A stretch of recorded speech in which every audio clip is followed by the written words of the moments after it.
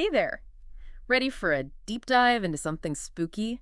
Let's put aside the candy corn for a bit and uncover the origins of Halloween itself. A journey full of twists and turns, you said it. From those ancient rituals we were just talking about to the modern day fun. It's pretty wild. I am so ready to get spooked. Okay, so we all know Halloween is on October 31st, the eve of All Saints' Day. But it's pretty wild how this whole thing about remembering saints became all about, like, ghosts and goblins and trick-or-treating. Yeah, talk about a transformation. It Yeah. really shows how these cultural things can change so much over time. For instance, even just the word Halloween, it's a clue. Oh, how so? Well, it's actually, when you think about it, just a shortened version of All Hallows Eve, Yeah. directly referring to the eve of All Saints' Day. Right, right. Okay, that makes sense. But then we've got this whole other layer, right, with the Celtic festival of Samhain. I was reading about that. Seems like that could be where a lot of our Halloween traditions come from. You'd be spot on about that.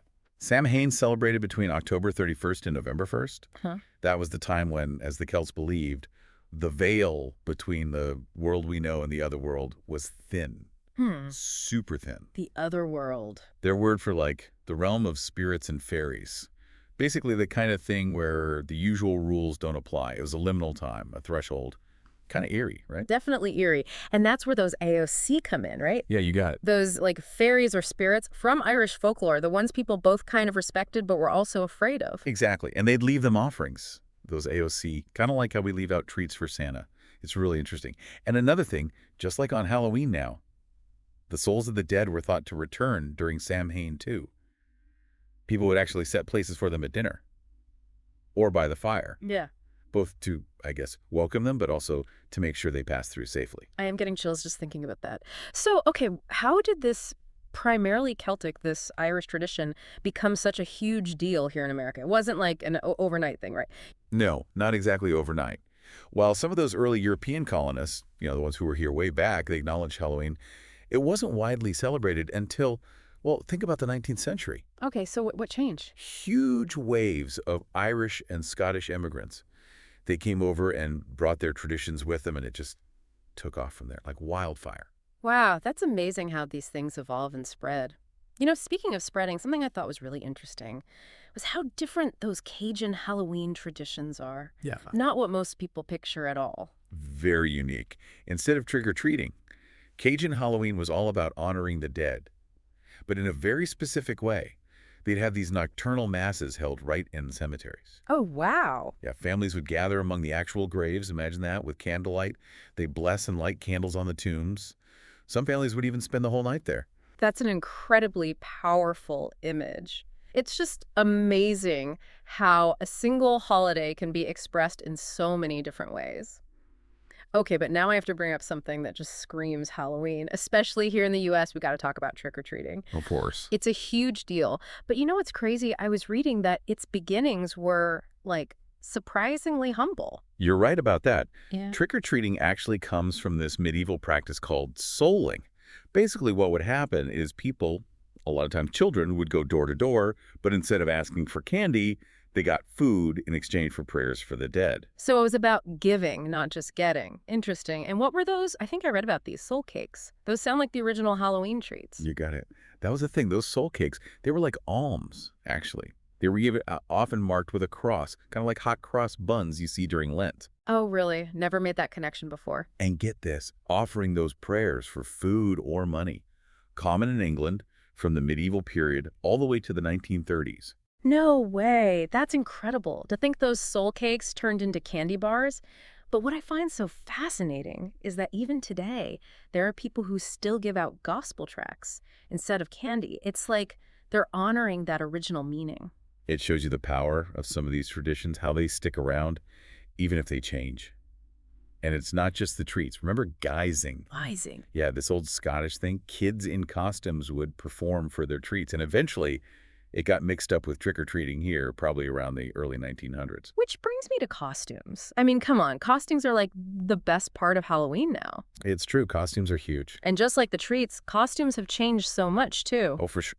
We're way past the days of just vampires, ghosts, and witches. Yeah. Now, it's anything goes. Yep. Fictional characters, celebrities, princesses, ninjas, you name it.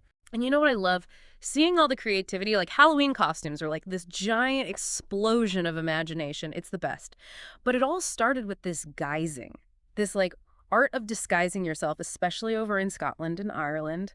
They'd even wear masks back then. False faces, they called them. So interesting. Makes you wonder, like, did those people back then, did they tap into something primal about, like, our human need to transform, even if it's just for a night? It really makes you think. And that whole shift, too, from remembering the dead to having this fun celebration, it's there in the rise of Halloween parties, too. Oh, absolutely. I read that those really started getting big here in the US in the early 1900s. And then by the 1920s, 1930s, town-wide celebrations were all the rage. Halloween was becoming something else. Exactly. It's like a turning point where it goes from its religious roots to this more secular, but still very much about community holiday we know now. But here's the interesting part. Even with this shift, those older traditions, the more spiritual ones, they didn't completely disappear. Wait, so even though Halloween's become more about parties and costumes and all that, we still see traces of those like old rituals. It's kind of like they're hiding in plain sight. Exactly. Yeah. Hiding in plain sight, that's a great way to put it.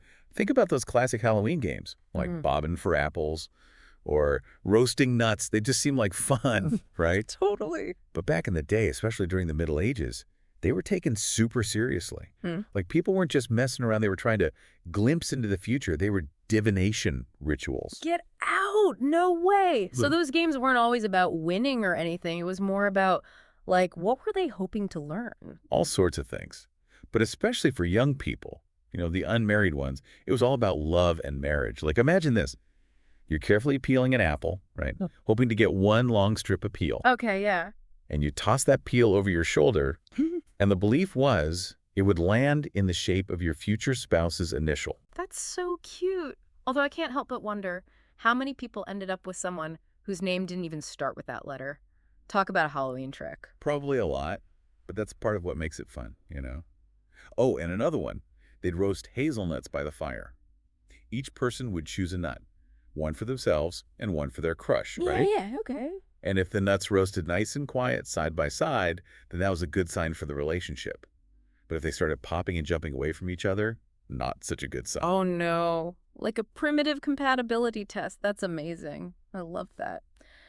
Okay, we got to talk about those jack-o'-lanterns.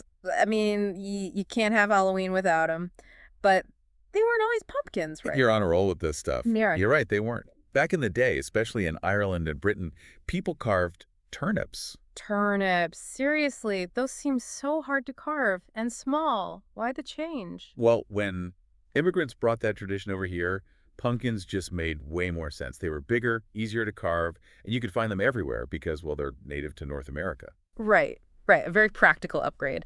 But the whole point was to ward off evil spirits, right? Right. Like it adds this whole spooky element to those jack-o'-lantern faces. That's definitely one way to look at it. But there's another story, comes from Irish folklore, actually, about this guy, Stingy Jack. Stingy Jack. Yeah, legend has he tricked the devil, but there's always a price. When he died, he wasn't allowed into heaven or hell.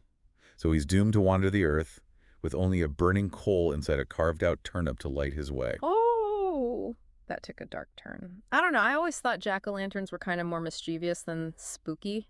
But I guess it makes sense when you think about Halloween and that whole life and death thing, the real and the supernatural all mixed up. Totally. It's all connected. And those themes, the supernatural facing our fears, they're still around today, even in how we celebrate now.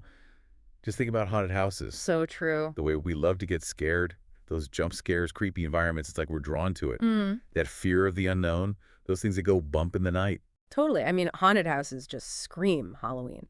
But you know what I didn't realize? That they've been around for so long. It seems like such a modern thing. Oh yeah, much older than you might think. Right. The first one, like a real purpose-built haunted house, the Orton and Spooner Ghost House over in England, opened in 1915. Wow. So those early ones were like the great-grandparents of the ones we have now. Exactly. When did they really start to take off, like become a big thing? It was really in the 1930s here in the U.S. that you started to see Halloween-themed haunted houses popping up everywhere.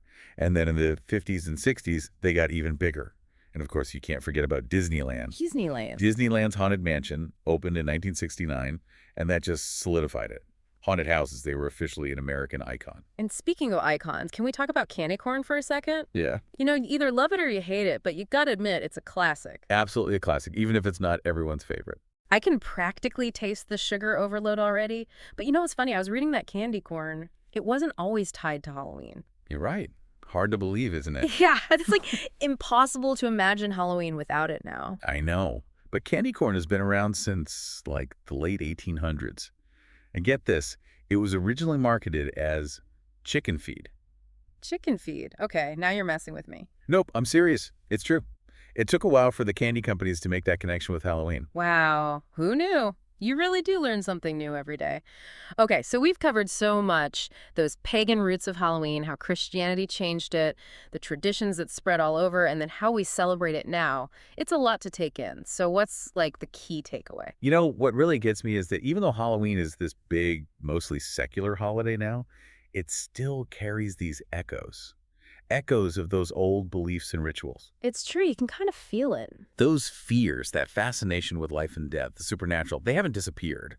They've just, I don't know, adapted. They found new ways to express themselves. It's like that with so many traditions, Right. right? I love that. So even if we're not leaving offerings to ancient spirits anymore or using apple peels to figure out who we're going to marry, that core part of Halloween is still there. Got it. That mystery, that thrill, that like playful way we explore the unknown, it's alive and well. And like a lot of cultural things, there are a lot of ways to think about what it all means. For some people, it's just about having fun, dressing up, getting candy. But for others, it's a lot more serious, a time to remember people we've lost.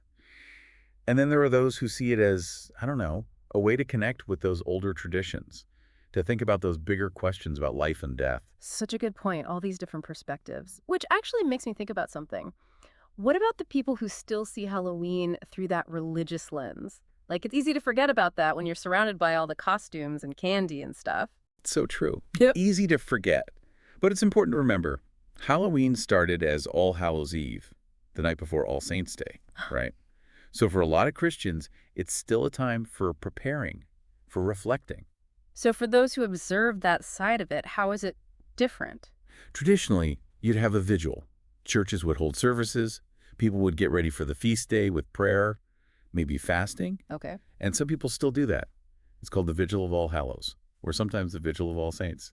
That sounds really beautiful. But I know for some people, especially parents, they worry about, I don't know, the scarier parts of Halloween, especially for kids. Like, how do you make that work when you believe in something, but the holiday's also about, well, ghosts and ghouls? Oh, for sure.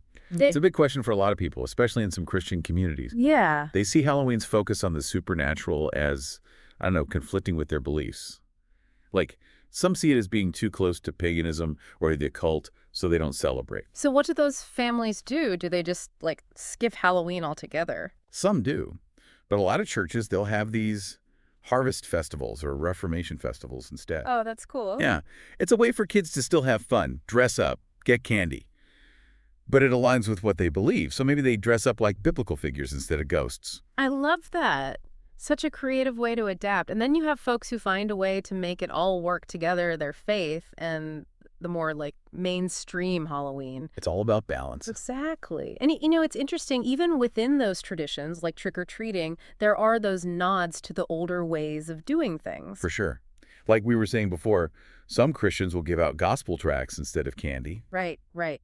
They see it as a way to connect with their community, to talk about their beliefs. It's like using the holiday for outreach, in a way. So they're keeping that tradition of offering something spiritual alive. That is so cool. It just goes to show you Halloween can be so many things to so many different people. There's no right way to do it. Exactly. It's complicated, and that's part of what makes it so interesting. It's a time for fun, for thinking, even for learning a little bit about, different cultures and stuff. I love that. Halloween really encourages us to look deeper, past all the decorations and costumes and see like this whole history, all these traditions, all woven together. And that's what's so cool about these kinds of deep dives, right? It's about finding those Yeah. unexpected connections, those little details that just add a whole other level of meaning to everything. Absolutely. So next time you're carving a pumpkin, putting on your costume, whatever you're doing, take a second and think about those traditions, how they got here, what they mean. You might just discover a whole new way to appreciate the magic of Halloween. It's wild to think that even though we see Halloween everywhere now, all over the world, those Celtic roots still feel so strong, don't they? They really do. It's like, even though Halloween's celebrated in so many places, it's like those echoes of Samhain, that old Celtic festival, they're strongest where it all started. Yeah. Back in places like Scotland and Ireland. It's like a homecoming for the holiday. I love that. The traditions traveled the world, but they also came back home with all these new layers. So cool. Are there like specific traditions over in those countries that have stayed similar to how they were back in the Samhain days? Absolutely. Like, think about bonfires. Oh, yeah. In some parts of Ireland, people still light bonfires on Halloween. It's like a direct link right back to those old Samhain rituals. And it's not just about like keeping a tradition alive. It's more than that. What do you mean? Well, those bonfires, they're gathering spots for the whole community. It's a chance to remember where they come from, their heritage, to just celebrate together out under the sky. It's pretty amazing. That sounds magical. So it's like Halloween here in the US might be all about the trick-or-treating and the haunted houses and all that, but in the places where it came from, it's still more about, I don't know, something deeper, right? More spiritual. Yeah, I think so. It's about honoring the past, those who came before. It's about thinking about life and death, and of course, about having fun in the moment. Mm. I think that's what speaks to people everywhere, that mix of old and new, the serious and the lighthearted. Even if they're not like consciously aware of it, it just works. It's like Halloween isn't just a day, it's more like this whole tapestry of stuff, hundreds of years of beliefs, traditions, everything people have experienced woven together. So as we're like wrapping up our Halloween deep dive here, is there one big idea you'd want our listeners to really hold on to? I'd say the most important thing is to remember that Halloween is a celebration, but not just of one thing. It's everything all mixed together. The ancient stuff, the modern stuff, the serious stuff, the playful stuff. And it's about remembering that we're all connected. We all share these experiences. We're all drawn to those mysteries, and we all have this link to the past. Halloween's that night where those lines get blurry, and we can explore all that. I love that. It's like you're saying, look, beneath the surface of every holiday, every tradition we have, there's all this meaning. It's like digging for treasure. Totally. And a lot of times, just searching for those hidden things, it can be more fun than the actual party. So true. So next time you're carving your pumpkin, putting on that costume, whatever you're doing, take a second and just think about it all. How to get here? What does it mean to me? You might surprise yourself. You might just find a new way to connect with the magic of Halloween, one you never even thought about before. And on that spooky note, we'll leave you to ponder the mysteries of Halloween. Mm. Until next time, happy haunting.